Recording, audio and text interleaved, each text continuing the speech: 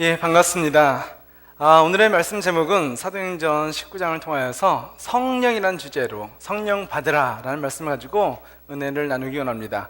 우리가 특별히 새벽 예배에 우리 김말 목사님께서 한 달 동안 성령이라는 주제로 말씀을 나누고 계시는데, 여러분들도 새벽 예배에 좀 참석하셔서 계속해서 그 성령에 대한 메시지와 성령 충만에 대한 그 은혜의 시간이 되었으면 좋겠습니다. 또 특별히 내일부터는 우리 김말 목사님께서 저희 여름 수련회에 강사로 오셔서 말씀을 전해주시는데, 그 시간에도 여러분들이 성령 체험하는 귀한 시간이 될 줄 믿습니다. 아멘. 아멘. 우리가 신앙생활을 하면서 예수님에 대해서 많이 알아왔습니다. 이제 모태신앙, 어렸을 때부터 내가 그냥 태어난 사람부터 교회를 다니는 사람들은 교회를 어렸을 때부터 다녀왔기 때문에 어떤 교회에서 하는 행사나 아니면 교회에서 하는 어떤 프로그램이나 그리고 예배, 성경 공부, 많은 것들에 참 익숙해져 있습니다. 그런데 우리가 모태신앙이라고 해서 다 아는 것은 아니잖아요. 예수님에 대해서 많이 배웠고 알고는 있지만 뭔가 빠져있는 것 같은 그런 마음들을 느낄 때가 있잖아요. 또 새롭게 교회를 나오신 분들은 어떻습니까? 처음 교회를 나왔을 때는요, 좀 당황스러워요. 그냥 사람들이 그냥 말도 안 하고 그냥 일어났다가 어떨 때는 쑥 앉았다가 어떨 때는 사람들이 막 이렇게 헌금을 하기도 하고 어떨 때는 무슨 찬양을 부르는데 전혀 모르는 노래들을 부르고 그냥 무슨 말을 주기도문이라고는 나중에 알았지만 그냥 사람들이 뭐라고 얘기하고 내가 뭘 해야 되는 건지 아니면 기도는 어떻게 해야 되는 건지 잘 모를 때가, 당황할 때가 있었잖아요, 처음 나오셨을 때. 근데 시간이 이제 조금씩 지나면서 이게 주기도문이란 거구나, 이게 사도신경이구나, 이때는 우리가 다 같이 일어나는 거구나, 이때는 우리가 헌금을 하는 거구나, 예수님이 이런 분이시지, 예수님이 우리의 죄를 위하여 십자가에 죽으시고 우리가 예수님을 믿음으로 구원을 얻었지, 이제 조금씩 알아갑니다. 그런데요, 내 마음속에 뭔가 아쉬운 것들이 있어요.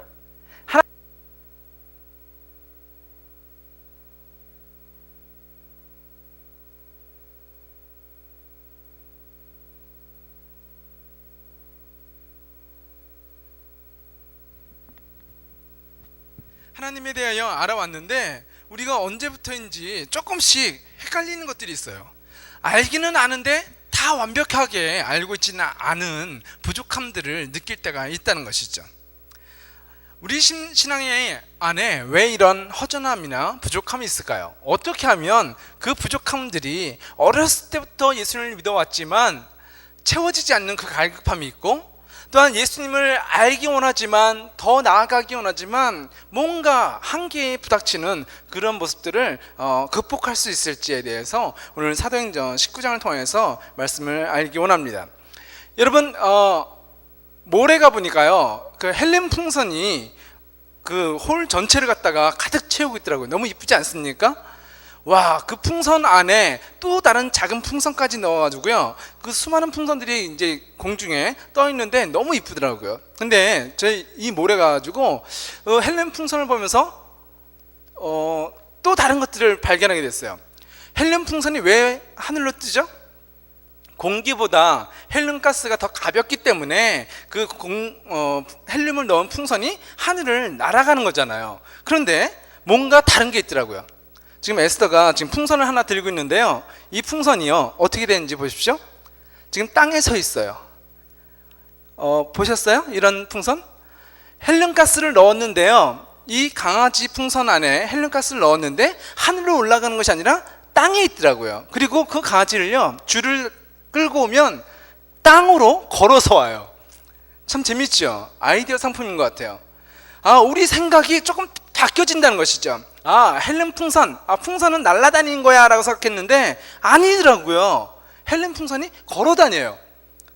우리 신앙생활에 내가 아는 것 같은데 뭔가 모르는 것들 있잖아요. 오늘 말씀 안에서 저희가 여러분과 함께 알기 원한 것이 뭐냐면, 내가 알고 있는 예수님, 내가 알고 있는 교회가 아니라 정말 해결되지 않는 그 문제들이 오늘 이 밤에 해결되는 그 시간이 되었으면 좋겠다는 것이죠. 해결되려면 오늘 말씀의 제목처럼 어떤 것이 필요하냐면 성령을 받아야 된다는 거예요. 성령을 받는다는 것은 뭐냐면 성령이 어떤 분이신지를 알아야죠. 성령이 어떤 분이신지 알아야지만이 그분을 받게 되고, 그 성령을 받을 때에 우리의 신앙의 절반이 아니라 100% 내가 하나님을 완벽하게 알 수가 있다는 것이죠. 지식적으로 하나님을 아는 것이 아니라 하나님을 체험함으로 말미암아 완벽한 100%의 하나님을 알게 된다는 것입니다. 그것이 우리에게 필요한 거잖아요. 19장 2절 말씀 보게 되면 아볼로가 고린도에서 전도하고 있는 동안 바울은요 어디로 왔냐면 에베소에 와서 하나님의 말씀을 전하게 됩니다. 사도 바울이 3차의 선교 여행을 지금 하고 있는 가운데 이제는 어디에 도착했냐면 에베소 지역에 도착을 해서 말씀을 전하고 있는 것이죠. 그리고 그곳에서 몇몇 제자들을 만났다라고 얘기합니다. 어떤 사람? 이방인? 아니요. 불신자? 아니요. 제자들, 예수님을 믿는 사람들을 만났다라고 얘기합니다. 근데 그들을 만나서 바울이 질문을 해요. 어떤 질문인지 보십시오. 19장 2절 말씀 보게 되면 바울이 그들에게 물었습니다. 여러분은 믿을 때니 성령을 받았습니까? 그들이 대답했습니다. 우리는 성령이 계시다는 것조차 들어본 적이 없습니다 라고 대답을 하는 거예요. 불신자한테 물은 것이 아니고 에베소에 도착해서 사도 바울이 그곳에 있었던 제자들, 교회의 성도들에게 물어본 거예요. 당신은 성령에 대해서 알고 있습니까? 라고 하니까 그들이 성령요? 저는 들어본 적도 없습니다. 저희는 모릅니다 라고 얘기하고 있는 거예요. 예수를 안 믿는 것이 아니라 믿는데 성령에 대해서는 전혀 모르고 있다는 것이죠. 바울이 왜 이 질문을 했을까? 와서 보니까 예수를 믿는 제자들인데 뭔가 이상해. 예수를 믿긴 믿어요. 그런데 저 사람의 행동과 태도와 그 믿음의 자세가 뭔가 100%가 아니라 절반? 아니 뭔가 이상해. 그래서 물어본 거예요. 여러분들은 성령에 대해서 알고 계십니까? 라고 물어본 거죠. 성령을 체험하셨습니까? 여러분 안에 성령이 살아계십니까? 성령요? 저희가 예수님을 알지만 요한의 메시지는 알지만 회개는 알지만 성령에 대해서는 들어본 적이 없습니다 라고 고백하고 있는 것이죠. 3절에 사도 바울이 다시 답답해서 묻습니다. 그러면 여러분들은 어떤 침례를, 어떤 세례를 받았습니까? 라고 묻는 거예요. 그들이 대답하기를 요한의 침례를 받았습니다 라고 얘기하고 있어요. 요한의 세례는 무엇이었죠? 회개하라 천국이 가까웠느니라 라고 얘기한 거예요. 죄가 있는 천국이 가까웠기 때문에 죄를 가지고선 천국에 못 들어가니까 회개하십시오 라는 그 메시지에 따라서 자신의 죄를 고백하고 회개해야 했다는 거예요. 하나님께 용서해달라고 고백했다는 것이죠.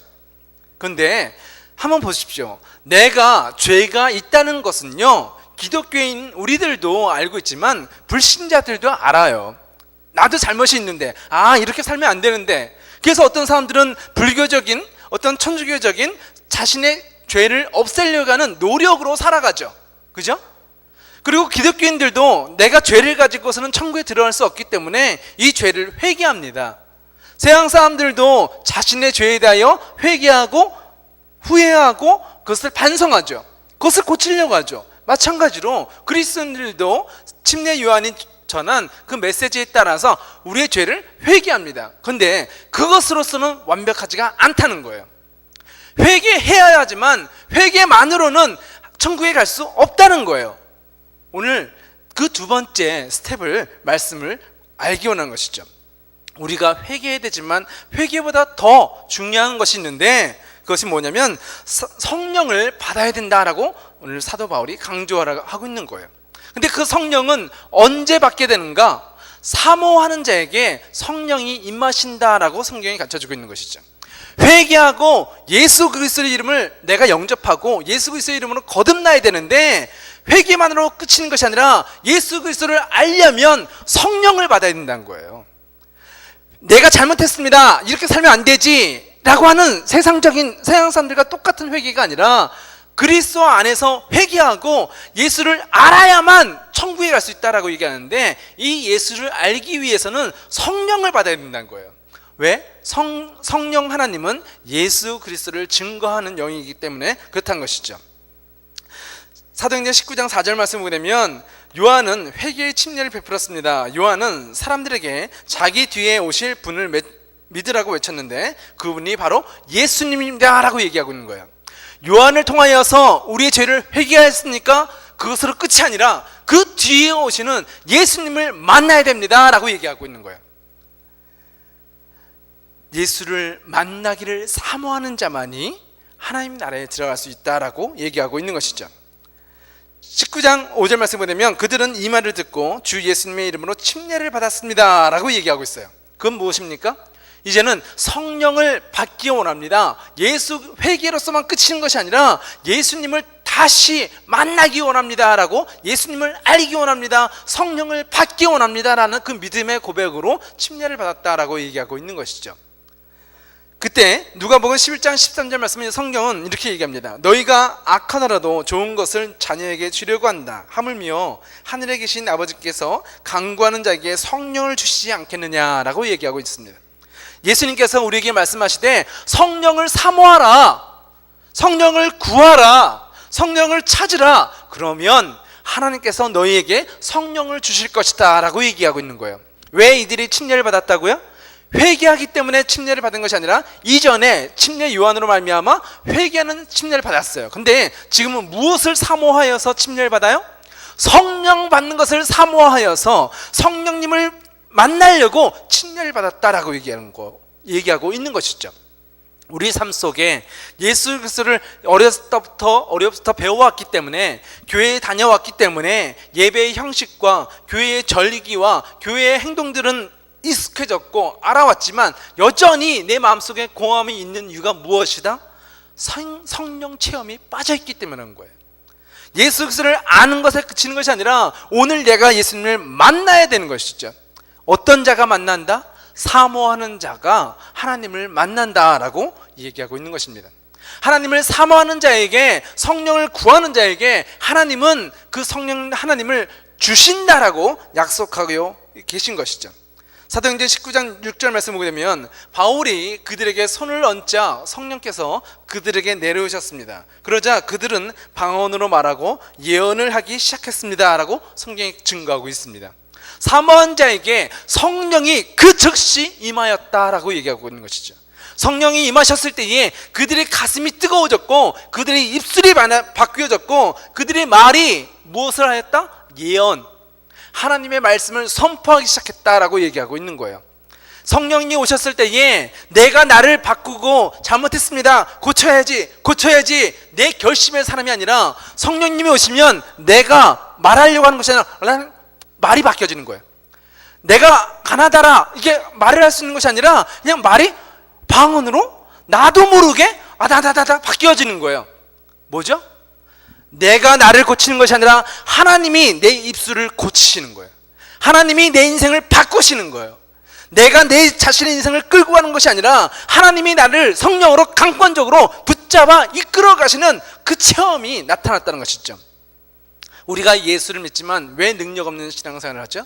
내가 예배당 오고, 내가 예수님 믿고, 내가 헌금하고, 내가 봉사하고, 내가 성경 읽으니까 힘이 없는 거예요.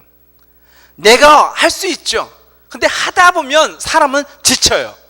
사람의 능력은, 그 열심은 언젠가는 바닥이 나게 돼 있어요. 그렇기 때문에 내가 예전에는 뜨거웠었는데, 그런 얘기를 하는 거예요. 내가 예전에는 다 해봤는데 근데 지금은 아무것도 없다는 거죠. 그때는 내가 열심히 했지만 지금은 내가 열심히 안 한다는 거예요. 중심이 뭐죠? 내가. 그런데 성령을 받았을 때에 그 입술이 방언으로 바뀌어졌어요. 그 인생의 중심이 내가 아니라 하나님이 내 입술을 컨트롤하시는 거예요. 하나님이 내 몸을 컨트롤하시는 거예요. 하나님이 내 의지를 컨트롤하시는 거예요. 주인이 누구죠? 하나님이.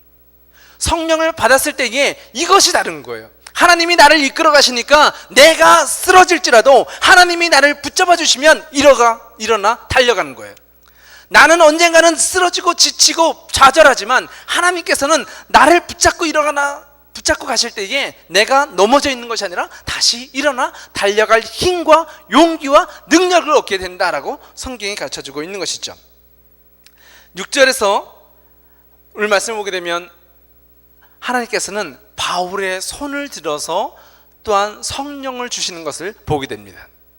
하나님께서는 바울이 없이도, 안수함이 없이도 성령을 주실 수 있어요. 그런데 하나님께서는 또한 하나님의 종들을 사용하셔서 성령을 부어주시는 것들을 보게 되는 것이죠. 그것을 통하여서 교회 안에 질서가 생겨지게 되고, 또한 믿음이 연약한 자들에게 격려하는 목자의 그 역할들을 감당하게 하시는 하나님의 모습을 볼 수가 있는 것입니다. 성령을 받았을 때 그들은 예언하였다라고 얘기합니다. 예언이란 무엇입니까? 감추어진, 아직 드러나지 아니한 하나님의 말씀이에요. 그런데 분명하게 드러난 예언의 말씀이 있는데, 그것이 무엇이냐면 성경 말씀이에요. 예언의 말, 하나님의 말씀은 비밀하고 놀라운 것인데, 1차적인 완벽한 예언의 말씀이 무엇이냐면 모든 믿는 자들에게 주신 하나님의 음성, 구약과 신약의 이 메시지가 하나님의 음성인 것이죠. 그리고 또한 하나님께서는 각자에게 또한 특별한 계시로서 이 예언의 말씀도 주실 수가 있는 것입니다. 우리 인생 가운데에 내가 어떻게 살아야 되는지 방황하는 것이, 그런 시기가 아마 청년의 시기라고 얘기할 것 같습니다. 내가 정말 비전이 무엇인지를 궁금해하고 내가 어떻게 살아가야 될지를 기도하고 고민하는 시기가 청년의 때이죠. 그때 무엇이 필요할까요? 하나님의 성령 충만이 필요한 거예요. 여러분의 인생이 내가 스펙을 쌓아서 내가 열심히 좋은 학교 가서 내가 열심히 노력해서 내 인생의 비전을 찾아가는 것이 아니라 하나님의 음성, 그 예언의 음성이 여러분 안에 들려져야지만이 내가 무엇을 위하여 살아가는가, 내가 어떻게 살아가야 될지가 드러난다는 거예요. 예수를 믿는데 방황해요. 예수를 믿는데 세상 사람들이, 다른 청년들이 젊음의 때에 고민하는 것처럼 여러분들도 같이 고민하고, 세상의 청년들이 힘들어하고 술 마시고 좌절할 때에 여러분들도 같이 어울려 좌절하고 같이 위로하고 같이 쓰러져가는 모습으로 살아간다면 그 모습은 성령 충만한 자의 모습이 아닌 것이죠. 사도 바울이 안수할 때에 사모하는 그들의 심령 위에, 그들의 입술 가운데에, 그들의 영혼 가운데에 성령이 임하셨을 때에 그들의 입술이 변해지고 그들 안에 하나님의 말씀의 예언이 선포되었던 것처럼, 우리가 방황하는 인생이 아니라 예수 그리스도의 성령 충만을 받아 나의 삶 가운데에 하나님의 음성이, 하나님의 비전이 여러분 가운데 드러나기를 예수님의 이름으로 축원합니다. 어떨 때요? 성령 받을 때. 성령 받을 때 우리는 주님의 말씀을 듣게 된다는 것입니다. 그리고 또한 성령을 받을 때에 그 성령을 통하여 예수 그리스도가 누구신지를 분명하게 알 수 있다는 것입니다. 19장 8절 말씀 보게 되면 바울은 회당에 들어가서 3달 동안 하나님의 말씀을 담대하게 전했습니다. 그리고 하나님의 나라에 관해 토론도 하고 받아들이도록 설득했습니다 라고 얘기하고 있어요. 내가 하나님을 만나니까 자신감 있게 전하게 되는 거예요. 하나님 믿으면 이렇다던데요? 이렇게 하는 게 하나님이 좋아하실걸요? 아마 그게 맞는 걸 거예요. 이게 아니죠. 성령을 체험하니까, 내가 눈으로 보니까, 귀로 들으니까, 가슴으로 느끼니까, 손으로 만지니까 성령님이 계시다라는 것을 아는 것이 아니라, 성령님을 내가 지금 만나서 내 입술이 변해지고 내 가슴 안에 하나님의 말씀의 예언들이 선포되어지니까 확실한 거죠. 확실하니까 담대하게 말할 수가 있는 거예요. 내가 안 봤으면 그럴 거예요. 자신감이 떨어져. 너 진짜 맞아? 그랬는데 목사님이 그랬어. 이게 그래요. 근데 내가 만나보니까, 먹어보니까, 만져보니까 확실한 거죠. 성령을 받으니까 담대하게 하나님의 나라가 무엇인지 하나 내가 만난 예수 그리스도를 분명하게 사람들에게 증거할 수 있었다는 것이죠. 세상 사람들은 그러나 뭐라고 얘기합니까? 19장 9절 말씀 보게 되면 어떤 사람들은 마음이 굳어져서 믿지 않고 오히려 군중들 앞에서 돌을 욕하고 십자가의 돌을 욕하고 다녔습니다. 그래서 바울은 그런 사람들을 떠나 신자들을 데리고 두란노 학원에 가서 날마다 사람들과 토론했습니다 라고 얘기하고 있는 거예요. 하나님의 말씀을 내가 보았기 때문에 확실하게 증거해요. 이것입니다. 하나님이 살아계십니다. 예수 그리스도가 바로 하나님의 아들이십니다. 믿는 자들에게 하나님께서 성령을 주십니다. 담대하게 얘기해요. 그런데 그들은요, 그 이야기를 믿지를 못하는 거예요. 왜 믿지 못할까요? 왜 하나님의 얘기를 그렇게 분명하게 얘기하는데 도리어 바울을 욕하며 그를 공격할까요? 그들은 들어도 무엇이 없다? 성령이 안 계세요. 바울 안에는 성령을 통하여서 분명히 보게 되고 듣게 되고 말하게 되고 깨닫게 되었지만, 너무나 분명한 사실이지만 바울 안에 있는 성령이 그들에게는 없어요. 예수 그리스도를 믿지 않고 예수 그리스도를 구하지 않는 그들에게는 성령이 존재하지 않는 거죠. 성령이 안 계시니까 무엇을 몰라요? 예수를 몰라요. 성령은 어떤 분이신데요? 예수 그리스도를 가르쳐주는 분, 예수 그리스도를 증거하는 영이라고 얘기했잖아요. 성령을 통하여서 바울은 예수를 알고 있어요. 예수와 함께 살아요. 근데 이 불신자들은 아무리 얘기해도 몰라. 이해가 안 돼. 도리어 화가 나. 왜? 성령이 없기 때문에. 여러분의 삶 속에 성령이 계신 것과 성령이 안 계신 것은 하늘과 땅 차이라는 거예요. 같은 교회로 오지만 성령을 받고 신앙생활하는 사람은요, 행복해요, 기뻐요, 힘이 나요. 근데 성령 없이 교회 온 사람은요, 졸려요. 성령 없이 교회 생활하는 사람은요, 짜증나는 거예요. 뭘 또 하라는 거야? 불만인 거죠. 힘이 들어서? 아니요, 내 안에 성령이 없기 때문에 그런 거예요. 성령을 구하십시오. 성령이 있어야 우리가 신앙생활에 50%의 신앙생활이 아니라 100%의 하나님의 자녀의 삶을 살아갈 수가 있는 것이죠. 하나님의 나라를 그들은 모른다라고 얘기해야 될 텐데, 그들도 이 얘기예요. 하나님의 나라는 이런 거야 라고 얘기해요. 성령 없는 사람들이. 하나님의 나라를 바울이 얘기해요. 근데 그는 어떤 메시지를 얘기하는 거죠? 내 안에 계신 성령의 메시지를 사람들에게 선포해요. 하나님의 나라를 이야기해요. 또한 세상 사람들도, 그곳에서 드러누워 있었던 그 지역의 에베소의 사람들도 하나님의 나라에 대해서 자기의 생각들을 얘기해요. 그런데 그 이야기는 성령이 없는 자기 생각이에요. 하나님의 나라에 대해서 얘기 안 하지만 자기가 생각하는 하나님의 나라지, 성령님이 가르쳐주시는, 하나님이 가르쳐주시는 하나님의 나라가 아니란 것이죠. 이제는 성령 없는 사람들을 떠나 바울은 신자들과 함께 두란노 학원에서 날마다 사람들과 토론하였다라고 얘기한 거예요. 내가 만난 하나님을 얘기한 거죠. 하나님은 이런 분이시오. 하나님은 구약의 이 말씀 가운데 우리에게 역사해 주셨어. 예수 그리스도를 통하여서 이 말씀이 우리에게 임자에 응답이 되었고, 우리가 정말 이곳에서 성령을 구하며 나아갈 때에 하나님께서 우리 안에 이렇게 역사하셨어 라고 얘기하는 거예요. 말이 통하는 거죠.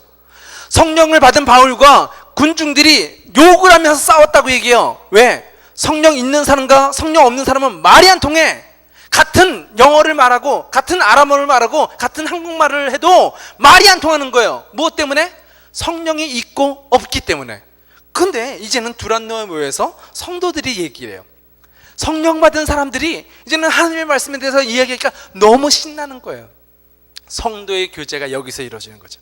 성도의 만남이 이 두란노 성 안에서 이야기가 되는 거예요. 하나님의 은혜를 증거하니까 여기서도 아멘. 하나님의 살아 역사하시는 하나님의 말씀을 선포하니까 여기서도 아멘. 너무나 기쁜 거죠. 그곳에서 이제 성령 받은 사람들의 그 삶이, 그 언어가 통일되어지는 것을 볼 수가 있는 것입니다. 또한 두 번째, 성령을 받아야지 우리가 예수를 안다라고 얘기했는데, 왜냐하면 성령님이 오셔야 우리의 마음이 부드러워져요. 내가 힘들고 지칠 때에, 쓰러져 있을 때에, 몸이 아플 때에 옆에 와서 누가 좋은 얘기해도 그게 잘 안 들려요.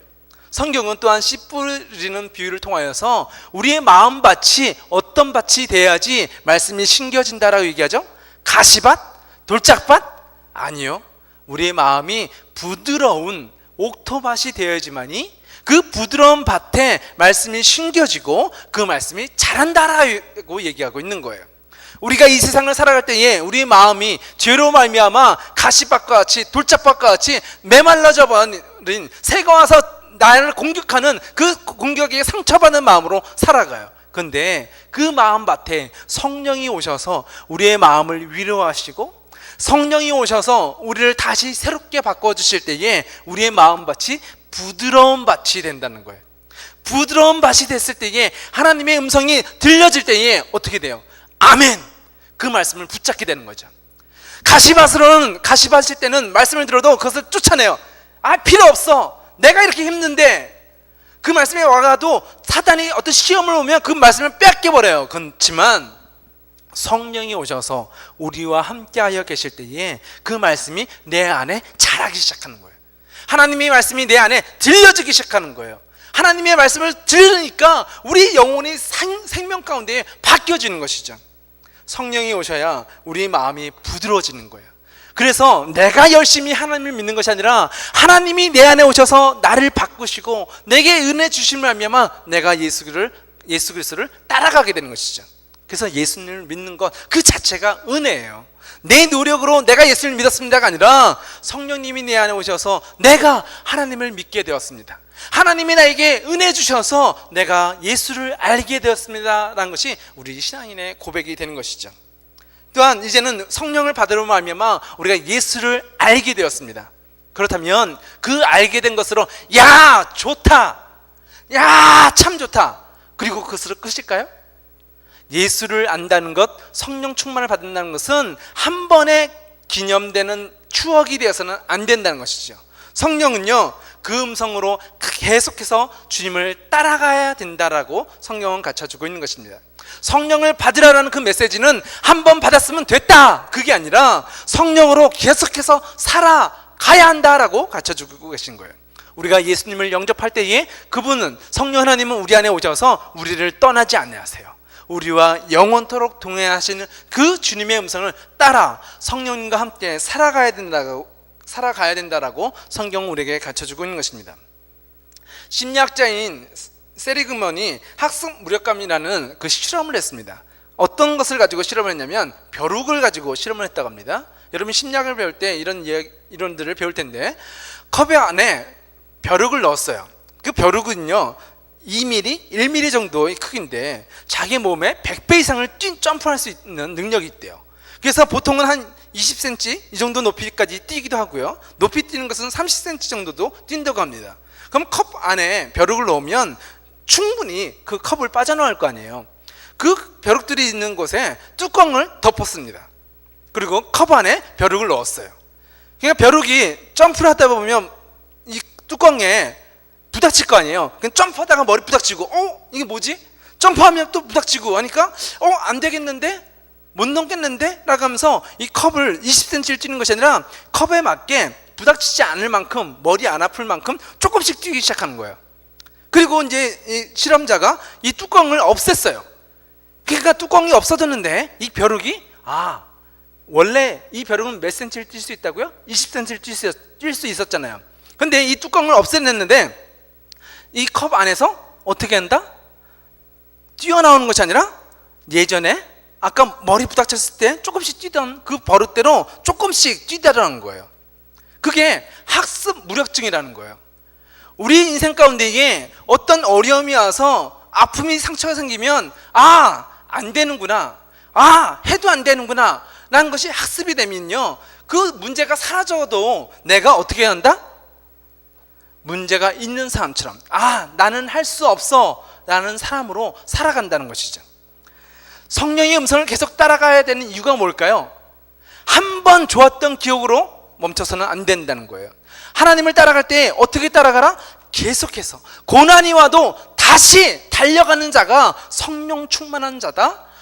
다시 일어나 주님을 향하여 나가는 자가 성령 받은 사람이다 라고 얘기하고 있는 거예요. 내가 넘어져 있을지라도 성령님이 내 안에 오시면 나를 하나님께서는 독수리와 같이 하늘을 날 수 있도록 우리에게 바람을 일으켜 주시는 하나님을 의지하여 나아가라 라고 얘기하고 있는 것이죠. 그래서 우리의 신앙생활이 예전에 내가 뜨거웠습니다, 예전에 참 좋았습니다, 예전에 내가 열심히 했습니다, 과거형이 아니라 오늘 예수 그리스도를 인하여 행복한 사람, 오늘 성령을 받은 사람, 또한 오늘뿐만이 아니라 내일도 계속해서 하나님을 찾아 나아가는 은혜의 사람이 되어야 된다고 성경은 가르쳐주고 있는 것입니다. 사도행전 19장 10절 말씀 보면 사도 바울을 향하여서 사람들이 욕을 하고 그를 괴롭게 하는 일들이 1년 동안 계속되었지만 또한 사도 바울은 두란노 서원에서 하나님의 말씀을 계속해서 증거하고 가르쳤다라고 얘기하고 있는 거예요. 그리하여 아시아 지방의 모든 유대인과 그리스도인이 주님의 말씀을 듣게 되었다라고 얘기하고 있는 것이죠. 벼룩은 어떻게 했는데요? 문제가 생기니까 날 가로막는 것이 있으니까 점프를 하다가 안 해요. 그런데 사도 바울은 어떻게 했다고요? 문제가 있어도 점프하는 거예요. 나를 가로막아도 사도 바울은 점프하는 거예요. 왜? 사람이라면 언젠가는 지치고 쓰러질 테지만 그 안에 성령 하나님이 계시니까 사도 바울은 점프를 멈추지 않아요. 날마다 예수 그리스도를 증거하는 삶을 살아가게 되는 거예요. 예전에 신앙 뜨거웠다. 바울이 예수를 다메섹 도상에서 만났을 때는 신앙이 참 뜨거웠는데 이제는 두란노선에서 에베소에서 사람들한테 욕먹고 매맞고 하다 보니까 이제는 조금 쉬었다. 이게 아니잖아요. 오늘 성경 말씀 보니까 그 일은 2년 동안 계속되었습니다. 그가 쉬지 않았습니다. 무엇 때문에? 그가 열심히? 아니요. 성령님이 그 안에 살아 역사하시니까 그가 2년 동안 지치지 않고 일할 수가 있는 거예요. 여러분의 삶 속에 에너지가 없습니까? 그것은요, 여러분의 열심으로, 여러분의 노력으로, 환경으로 메이크업되는 것이 아니에요. 성령님이 내 안에 계셔야만 우리는 이 일들을 감당할 수가 있다는 것이죠. 그래서 성령님께서는 이 세상에 우리를 고아와 같이 내버려 두는 것이 아니라 내가 너와 함께 한다라고 얘기하고 계신 것입니다. 어떤 자에게? 사모하는 자에게, 성령을 구하는 자에게 주님은 오시며 오늘 이 자리에서 저와 여러분을 만나 주신다라고 얘기하고 있는 것이죠. 성령님이 오셨을 때에 우리는 지치지 않습니다. 포기하지 않습니다. 성령님이 오시면 그 능력으로 우리가 다시 일어나 달려가는 것이죠. 우리의 신앙생활이 예수 그리스도를 어렸을 때부터 알아왔지만, 새롭게 교회를 다님으로 예수를 알아왔지만 뭔가 허전한 삶을 살아갔다면 이제는 그 허전한 삶, 지친 삶, 쓰러진 삶이 아니라 오늘 이 밤에 성령님을 받으심으로, 성령님을 체험하심으로 다시 바울과 같이 달려가는 저와 여러분이 되시기를 예수님의 이름으로 기도합니다. 기도하시겠습니다.